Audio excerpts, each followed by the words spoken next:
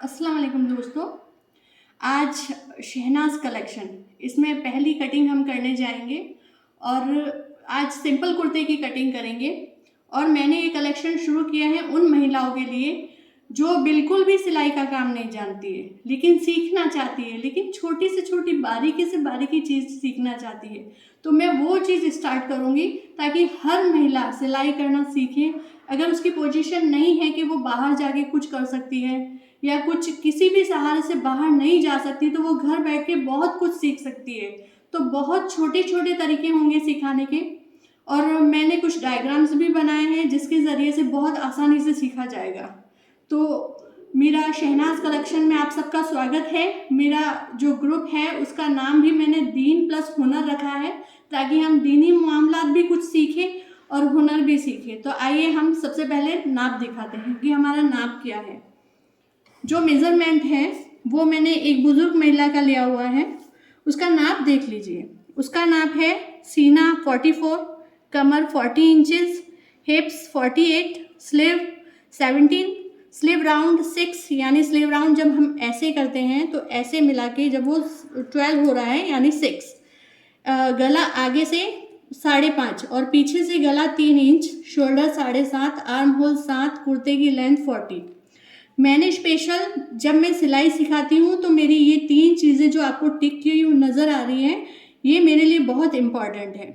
क्योंकि जब हमारा पीछे का गला 3 इंच है किसी भी साइज़ में, तो शोल्डर 7.5 होंगे और आर्म होल 7 इंचेस होगा। इसका मैंने पूरा डायग्राम रेडी करके रखा हुआ है कि हमारा गला कितना है।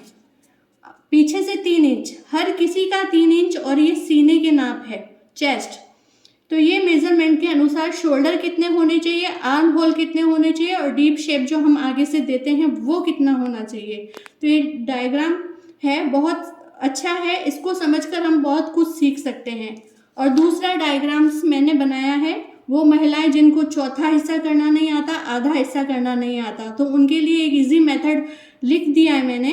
अगर 28 चेस्ट है तो उसका 1/4 कितना होगा, 4, और हाफ कितना होगा, ये चीज़ भी मैंने लिख दी है जो मैं शो कर दूंगी।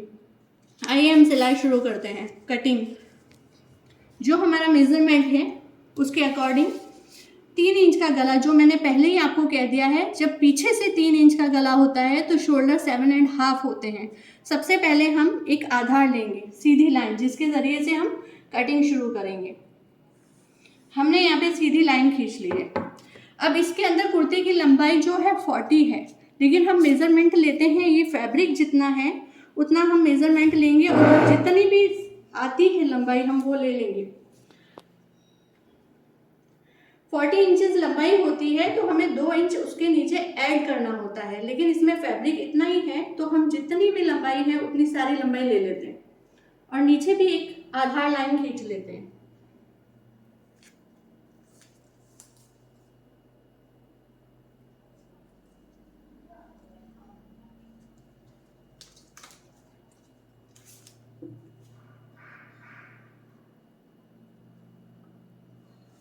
नीचे भी हमने आधार लाइन खींच ली। अब हम स्टार्ट करते हैं। ये जो हमारा नाप है उसके अकॉर्डिंग हमारे शोल्डर 7.5 होंगे, ये हमारे शोल्डर है। अब आपको 3 नाप यहाँ से लेने हैं। सबसे पहले आर्म होल का नाप जो हमने वो भी लिखा हुआ है वो 7 इंचेस है, उसका निशान हम यहाँ लगाएंगे। यहीं से फिर कमर का नाप होता है वो यहाँ पे 14.5 यहाँ पे लगेगा, यानी 14.5 इंच पर कमर का नाप लगेगा। जिसकी लंबाई 5 फुट से ज़्यादा है उसके यहाँ तक 14.5 तक कमर का हिस्सा आता है, ऊपर से लेके नीचे तक। और जो हिप्स जहाँ पर कट होते हैं वो 22.5 पर आते हैं। ये एकदम परफेक्ट नाप होता है जिससे हमारा हिप्स का हिस्सा सही दिखाई देता है और नाप भी बहुत बेहतरीन बनता है। और 5 फीट के ऊपर जिसकी लंबाई हो तो उसके लिए बेहतर नाप होता है। तो आपको ये याद रखना है कि ऊपर से 7 इंच, यहाँ से 7 इंच आर्म होल है और यहाँ से 14.5 इंच यानी 14.5 इंच कमर है और यहाँ से 22.5 इंच हिप्स का हिस्सा है। ये हमें स्पेशल ध्यान रखना है। आप चाहें तो इसकी लाइन खींच सकते हैं ताकि इजी रहे। यहाँ से भी 7.5 इंच ले लेंगे, यहाँ से 14.5 इंच ले लेंगे और यहाँ से 22.5 इंच, और हम इसमें लाइन ड्रॉ कर लेंगे ताकि हमें याद रहेगा और हमारे लिए इजी रहेगा।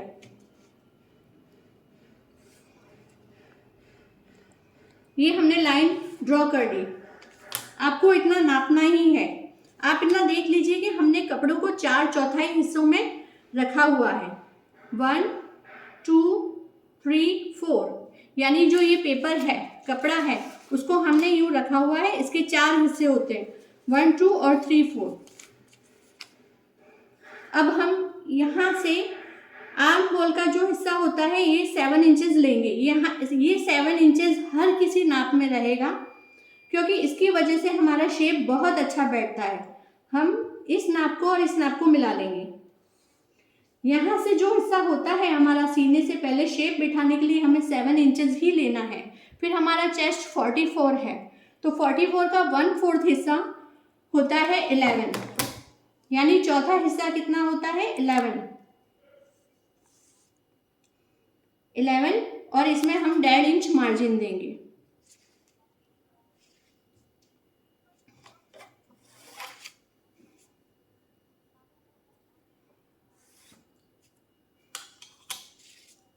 और हम यहाँ से 1.5 इंच लेकर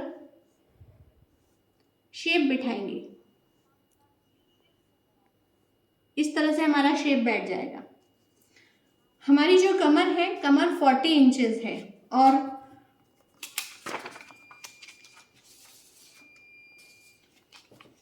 40 इंचेस का चौथा हिस्सा हमें चाहिए होता है, जो होता है 10। तो हम 10 लेंगे, यहाँ से 10 इंच, और 1.5 इंच हमारा मार्जिन रहेगा। फिर जो हमारे हिप्स हैं वो 48 इंच है, इसका 1/4 होता है 12 इंच, और इसके अंदर हम सिर्फ 1 इंच या 1.25 इंच का ही मार्जिन लेंगे, क्योंकि हमको सिर्फ पट्टी मोड़नी होती है यहाँ पर। तो यहाँ पे 1.5 इंच का मार्जिन लेने से कोई फायदा नहीं है। फिर हम इसको मिला देंगे।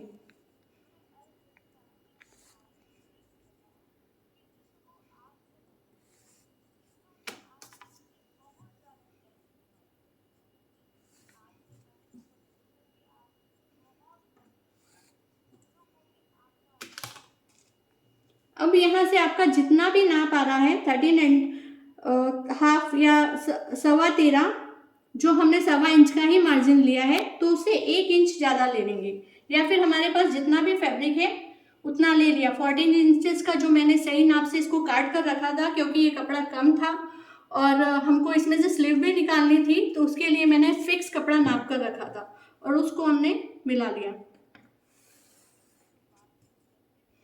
देखिए, ये हमारा पूरा मेजरमेंट तैयार है, और ये एकदम फिक्स मेजरमेंट होता है और बहुत ही बेहतरीन इसमें सूट बनता है। अब यहाँ पे जो हम गले की चौड़ाई लेंगे वो यहाँ से 2.5 इंच होगी, और यहाँ से ½ इंच शोल्डर डाउन होगा।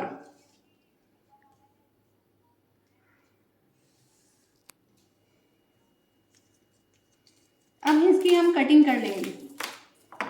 आपने ये परफेक्टली समझ लिया होगा कि यहाँ से जब हमारा गला ही स्पेशल ध्यान रखना है, पीछे का गला, पीछे के गले से ही मैं शोल्डर लेती हूँ। अगर हमारा पीछे का गला 3 इंच है, आप देख लीजिए सब में 3-3 इंच है, और ये मैं वापस बता रही हूँ, हर साइज में 3 इंच का अगर हम गला लेते हैं तो 3 इंच के गले के मुताबिक हमारे शोल्डर कितने होने चाहिए, हमारे आर्म होल कितने होने चाहिए, ये जो डीप शेप है जो हम आगे फ्रंट साइज के लिए लेते हैं वो कितना होना चाहिए, मैं ये कटिंग के दौरान आपको समझाऊंगी। अभी हम जिस चीज़ की कटिंग कर रहे हैं वो हमारा रेडी हो चुका है, हम उसको कटिंग कर लेंगे।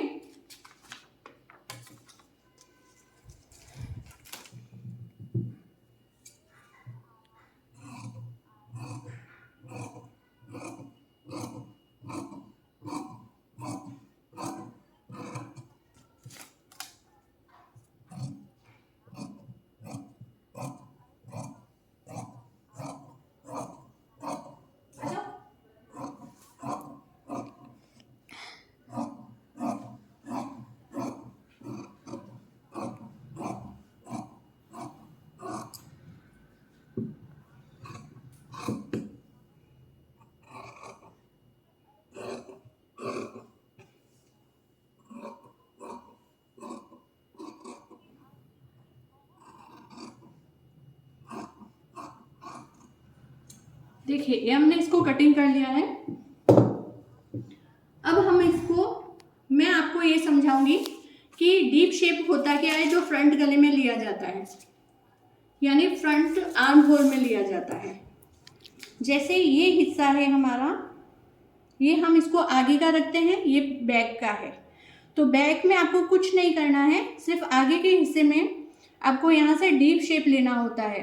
तो उसके बारे में मैं बताऊंगी। जैसे ये आगे का हिस्सा है, आगे का जो आर्म होल होता है वो कम होता है, तो उसका मैंने मेजरमेंट रेडी करके रखा हुआ है कि जब आपका हमारा जो नाप है वो 44 का है, तो जब 44 का नाप होता है तो 4.5 हमको यहाँ से एक निशान लगाना पड़ता है। फिर उसके बाद जो हमको चौड़ाई चाहिए होती है वो होती है 7 इंचेस, यानी यहाँ से आपको 7 इंच चौड़ाई लेनी है। फिर आपको एक राउंड शेप बनाना है।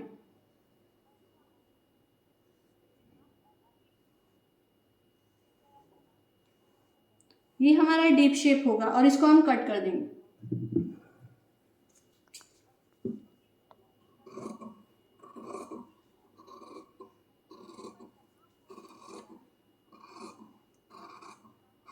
ये आगे ज़रूरत पड़ती है इसकी, क्योंकि आर्म होल में ये कट बहुत ज़रूरी है, क्योंकि पीछे का आर्म होल ज़्यादा होता है और आगे का कम होता है। हमने इतना कटिंग कर लिया। अब मैं आपको गले की कटिंग बताऊंगी कि गला कैसे कट करते हैं। एक कैनवास का भी गला कटिंग करके दिखाऊंगी और एक सिंपल गला। जैसे अधिकतर लोग कटिंग करते हैं वो इस तरीके से करते हैं कि आपने 2 इंच 2.5 इंच नाप ले लिया और 3 इंच ऐसे ले लिया, एक गला रेडी कर लिया। 3 इंच गला जो पीछे के हमारा नाप है पीछे का, और आपने राउंड शेप दे दिया। तो अधिकतर लोग इसको ही डायरेक्ट कट कर लेते हैं, फिर शेप पट्टी लगाते हैं, लेकिन मैं दोनों चीज़ आपको साथ में बताऊंगी। हमने शेप पट्टी के लिए एक कपड़ा निकाला है, इस फैब्रिक का कपड़ा नहीं बचा था, इसलिए इस शेप पट्टी को हम पीछे एडजस्टमेंट कर देंगे, जस्ट इसके पीछे पीछे रख देंगे। बस आपको करना इतना है, एक साथ सिर्फ इसको काट देना है। जब आप एक साथ काटेंगे तो गला एकदम परफेक्ट कटेगा और शेप पट्टी में डिफरेंट नज़र नहीं आएगा, फर्क नज़र नहीं आएगा। ये देखिए आपकी शेप पट्टी कटिंग होके रेडी हो गई। ये शेप पट्टी एकदम फिक्स शेप पट्टी कट जाती है। ये सबसे बेहतरीन तरीका होता है शेप पट्टी काटने का। अब इसको राउंड शेप में आप काट लीजिए। ये आपकी शेप पट्टी बनकर रेडी। ये शेप पट्टी हम यहाँ लगाएंगे। फर्स्ट ये चीज़ हो गई, ये पीछे की गले की शेप पट्टी। अब आगे का हमें कैसे करना है, मैं इसके लिए भी नया तरीका बताऊंगी जो कैनवास से होता है। सबसे पहले हम इसका सेंटर काट लेंगे। आगे का गला भी हम वैसे ही काट सकते हैं जैसा कि मैंने पीछे वाले गले में बताया कि यहाँ से 2.5 इंच लेकर और यहाँ से हमको आगे का गला 5.5 इंच चाहिए। तो हमने एक बॉक्स रेडी किया और इसके अंदर गला शेप बना दिया और वही तरीका इसके पीछे शेप पट्टी रख के हम इसको काट देंगे। लेकिन मैं एक दूसरा तरीका बताऊंगी जो और भी ज़्यादा परफेक्शन वाला है, कैनवास रख के। कैनवास से फिनिशिंग बहुत अच्छी आती है। तो उसके लिए क्या तरीका है, सबसे पहले मैंने ऐसा सेंटर काट लिया। सेंटर देख लीजिए, सेंटर से ये पता चलता है कि हमारा सेंटर है बीचों बीच। ये हमने काट लिया। अब मैं आपको अखबार में बताऊंगी, अखबार में बताने के बाद कैनवास में बताऊंगी। जैसे ये अखबार है और इसमें अधिकतर क्या करते हैं कि वही गला 2.5 इंच का हमने लिया, 5.5 इंच का गला ऐसा काटते हैं, जो कि हमने आगे पीछे वाले गले में काटा।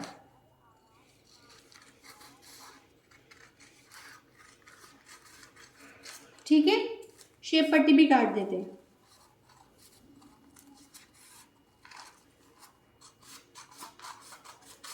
ऐसा गला, ऐसी शेप पट्टी रेडी होती है। लेकिन मैं ऐसा नहीं बताऊंगी, मैं और इजी तरीका बताऊंगी जो मेरा अलग है। जैसे मैंने ये कैनवास लिया, कैनवास लिया, उसके ऊपर मैंने गला ड्रॉ किया। ये गला कैसा होगा जो मैंने अभी कटिंग किया, वो खुला होगा, इस कदर खुला होगा वो। ये आप देख लीजिए यहाँ से खुला है, तो मुझे ऐसा खुला नहीं करना है, मुझे कुछ और तरीका अपनाना है जो सिलने में आसानी हो। तो हम 2.5 इंच गला लेंगे, यहाँ से 5.5 इंच जो भी है गले का नाप वो यहाँ से लेंगे, और 2.5 इंच का यहाँ पे लेकर गोल गले का शेप बिठाएंगे। जैसे हमने ये गोल गला का शेप बिठा दिया, अभी हम शेप पट्टी काटते हैं। तो मेरा तरीका क्या है शेप पट्टी लगाने का, वो मैं आपको बताऊंगी इजी। सबसे पहले मैं यहाँ से इतना काट दूंगी, सिर्फ इतना, और फिर इस शेप को काटूंगी।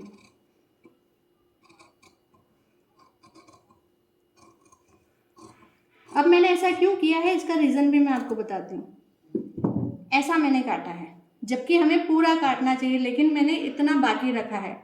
अब मैंने ऐसा क्यों किया, ये मैं आपको बताती हूँ। पहले शेप पट्टी का शेप काट देंगे।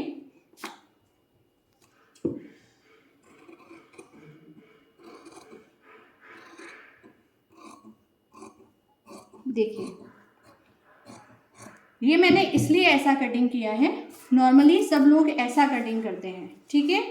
मैंने लेकिन ये गैप रहने दिया है। अब ये मैंने क्यों रहने दिया है, इसका रीज़न ये है, ये जो हमारा फैब्रिक है इसके ऊपर हम इस गले को चिपकाएंगे।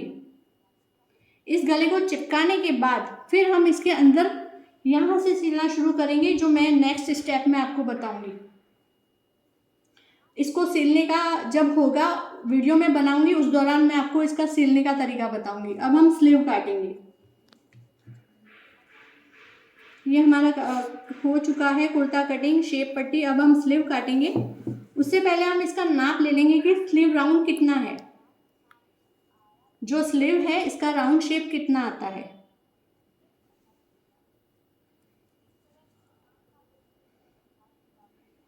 साढ़े 10 आ रहा है, देख लीजिए, 3, 6, 10.5, तो 10.5 हमको मिल रहा है। हमने इस फैब्रिक को हटाया और स्लीव का फैब्रिक ले लिया। स्लीव का फैब्रिक भी, इसका फैब्रिक कम था इसलिए मुझे जॉइंट बनाकर कपड़ा रखना पड़ा। ये मैंने जॉइंट किया है, देख लीजिए, इस कपड़े को मैंने जॉइंट किया है इधर भी और उधर भी, क्योंकि बंदेज का जो कपड़ा होता है उसका फैब्रिक कम आता है। मैंने जॉइंट करके स्लीव जितना कपड़ा बना लिया। अब स्लीव में कितना कपड़ा हम मोड़ते हैं, कुर्ते में भी इसी तरीके से मोड़ते हैं, स्लीव में भी इसी तरीके से 4th हिस्सा लेते हैं, 1, 2, 3 और 4, ठीक है। लेकिन स्लीव में कितना मोड़ना है इसका डायग्राम भी मैंने रेडी करके रखा है, देख लीजिए। अगर हमारे चेस्ट साइज 30 इंचेस है तो हम जो यहाँ से साइज लेंगे वो होगी 7.5, इसके अंदर हमारी साइज में बनेगा। 32 है तो 8 इंचेस लेंगे, लेकिन हमारा नाप है 44, तो हमको 9.25 लेना पड़ेगा, यानी इतना हमारे लिए इनफ है। तो यहाँ से हम 9.25 लेंगे, ये हमारा नाप इतना इनफ है। हम इसमें से थोड़ा बढ़ा भी सकते हैं, थोड़ा घटा भी सकते हैं। यहाँ से जो आर्म के शेप आएंगे वो अच्छे आएंगे। फिर हमने ये भी लिखा है कि 44 इंच के अंदर अगर हमारा डीप नेक लाइन है तो हम 4 इंचेस का यहाँ से दबाव लेंगे, लेकिन डीप शेप लेंगे। लेकिन हमारा गला 3 इंच का है, जो मैंने स्पेशल बताया था कि 3 इंच के गले हैं, और 3 इंच का ही मेजरमेंट मैं बता रही हूँ, जिसके बैक गले 3 इंचेस के हैं। तो उसके अंदर हमारा डीप गला बिल्कुल नहीं है, तो 44 इंच के अंदर हमको 4.5 इंच यहाँ से शेप लेने के लिए रेडी करना है। ये 4.5 इंचेस हमने ले लिया और हमने इसको शेप बनाया। इसका भी मैंने फिक्स नाप लिख रखा है, ताकि किसी को किसी भी चीज़ में कुछ प्रॉब्लम नहीं आए। उन्हें फिक्स लेना है और फिक्स कटिंग करना है। अब जब उसके अंदर 10.5 आ रहा था राउंड शेप, अब इस राउंड शेप को हम नापेंगे कि इसमें भी 10.5 आ रहा है।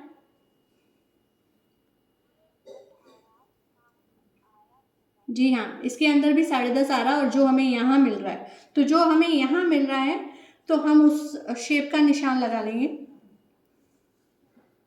और हमें कितनी स्लीव चाहिए, अगर हमें 18 इंच स्लीव चाहिए तो 1.5 इंच हमें एक्स्ट्रा रखना है।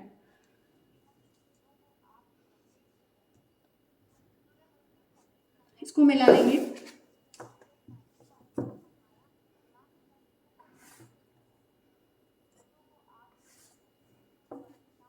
अब इनका जो स्लीव राउंड होता है, जो हम यूँ पहनते हैं स्लीव में, तो इनका राउंड कितना है? तो इनका स्लीव राउंड है,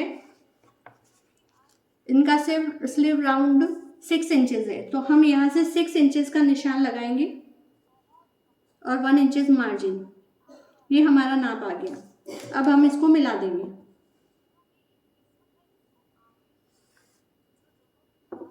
हम इसको थोड़ा शेप में मिलाएंगे। ये हमने मिला दिया, ये हमारा स्लीव राउंड और ये स्लीव बन के रेडी हो गई। हम इसको कटिंग कर देंगे।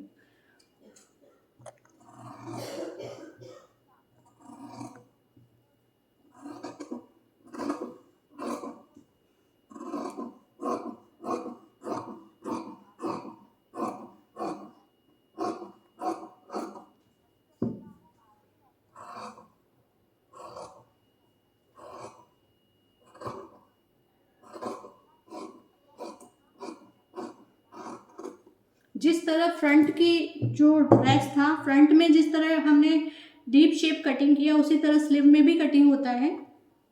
तो स्लीव के अंदर भी हम डीप शेप को कटिंग करेंगे। तो ये हमारी स्लीव है।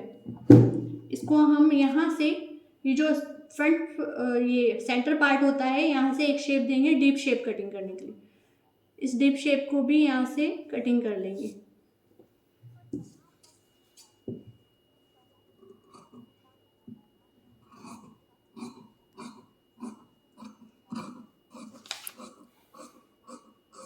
ये हमारी स्लीव बन के रेडी होगी।